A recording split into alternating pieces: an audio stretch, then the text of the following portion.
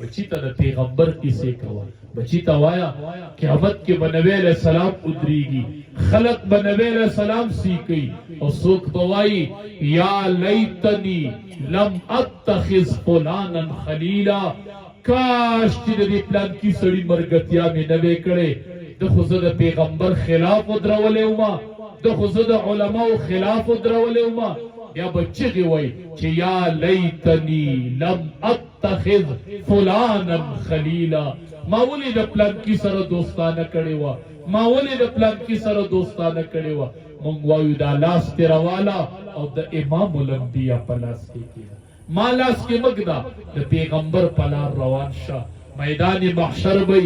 خلق به سیکي، ډلې به پسې رستو رواني، وای خدایه د هغه سره مې حشر وکړه، د نبی علیہ السلام سره مې نږدې کا. نبی علیہ السلام فرمایي چې چا په ما باندې درود شریف د ټولو نه سیوا راوختو، هغه سړی به ما ته زیات نږدې په میدان محشر، چې د چا درود شریف سیوا راوختو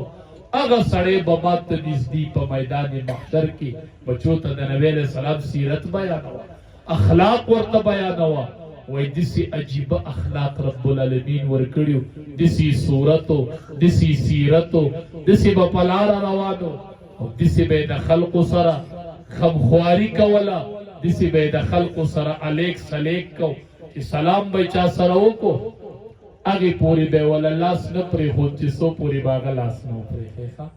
هغې پورې به یې ترې مخ نه اړو چې څو به ترې هغه مخ نه واړولی. دا د نبی علیہ السلام عادت و. مونږ کو دسی سلام شروع کو کنه چې مونږ د سړي لاس دسی ونیسو کنه، هغې پورې نه پرېږدو چې څو هغه نه یې پرېښی، هغې پورې ترې چې مخ نه اړو چې څو هغه نه یې اړولی. یقین وکړه تو سره درې سلامه داسې وکړه، دا به د مرید دی به درنه ړقم بیا ونه وایي ښه چې تو سره داسې سلام. نن د مینې او د محبت او د الفت ضرورت دی، د محبت د یو سلام ضرورت دی. دا عوام ځان ته رانږدې کوي، دی د محبت ځای ګوري. دا عوام ناپوه دي، دا کشران ناپوه دي، دا چې چاپ ته لاړ شي چاپ کې وګوري، بره ورته چاپ کې چاپ والا دسی پریمونه لګولی او هغې کې ورته د ګیرې ډیزاین کړی، یوه ګیره په یو ډیزایني او بله په بل ډیزایني، او دې نوجوان ته وایي بره دې ته وګوره. کاش دا نوجوان نه دی خبر، ده ته وایي وی بره وګوره د 1,40,000 انبیاو توهین کومه، کومه طریقه دې د توهین خوښه ده چې هغه وکړو، کومه دې پکې خوښه، ځان له پکې طریقه خوښه کا. او دا ځوان ناخبره دی، دې ته ودرېږي وایي زما پکې دی و طریقه د توهین خوښه ده، دې په چاپ کې کیني او هغه پې شروع وکړي او د 1,40,000 انبیاو د سنتو مذاق په چاپ کې وړو. دې چې میدان محشر کې ودرېږي، دې به انبیا سیکي، دې به د انبیاو مخې له څنګه ځي، دې به انبیا کم ځای ګوري. دا ځوانه دا ته څه کوې، دا ته په کم طرف روانې، ستا د ښکلې محبوب نبی کریم صلی الله علیه وسلم ير دی. بچیا ستا نه قبر ير دی، ځوانه ستا نه قبر ير دی. تا چې قبر کې کیني بچیا ستا نه دریم تپوس وکړي د نبی کریم صلی الله علیه وسلم بارک، ته به جواب څه ووایې، ته به څه وایې ځوانه چې تا ګیره کې ډیزاین کړی، ته به کته جواب څه ووایې، ته به د انبیاو مخې ته څنګه ځې، ته به میدان محشر کې حاضري څنګه کوي، او چې حساب د بنده کېږي یو طرف ته به آدم علیه السلام ولاړي،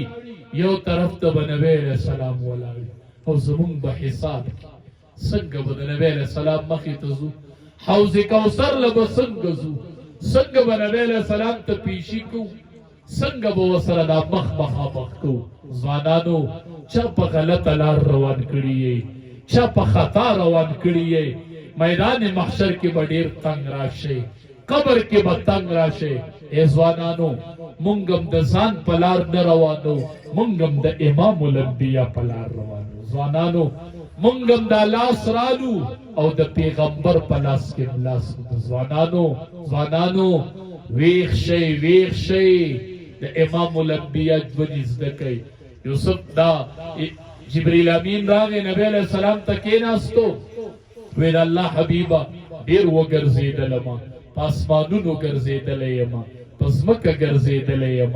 آفاق می کتلی دي اطراف می کتلی دي پیغمبران می کتلی دي د الله ذات نه می تا ته وحی راوړې ده ټولو انبیاو له راغلی یم